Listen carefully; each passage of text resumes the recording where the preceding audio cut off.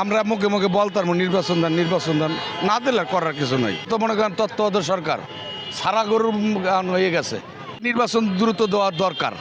মনে করেন নির্বাচন দিলে আইন শৃঙ্খলা যা সব সুস্থ হইবে, বা মানুষের পেটে ভাত যাই চলবে, কম বেশ ভালো করে কাম করবে। দ্রুত নির্বাচন না দিলে তো মনে করেন হইবে না। এটা যে সবই মনে করেন যার যার শক্তি দেয় প্রুভ করতেছে। গার্জিয়ান ঠিক আছে, এখন তো হে তো সেরকম প্রুফটা করতারে না, এই তো সমস্যাটা এখানে। নিয়ন্ত্রণ তো করতারে না পুরোটা, কেমনে হইবে কোন পার্লামেন্ট আছে। এখন যে তত্ত্বাবধায়ক সরকার হে জানে যে নির্বাচনটা দিমু কি না দিমু না, এখন আল্লাহ জানে আর সে জানে। মুখে তো অমুক দিন রোড ম্যাপ ঘোষণা দিয়ে দিয়েছে, এখন যদি হে না দেয় তোর করার কিছু নেই আছে।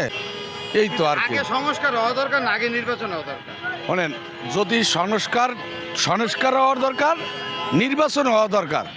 যে তুড়ি করছে এরপর নির্বাচন দিয়া যে পার্লামেন্টে আসবে যে দলই হোক, ওই আস্তে আস্তে আস্তে আস্তে আস্তে আস্তে এটারে সংস্কার করে উড়াইতে হইবে।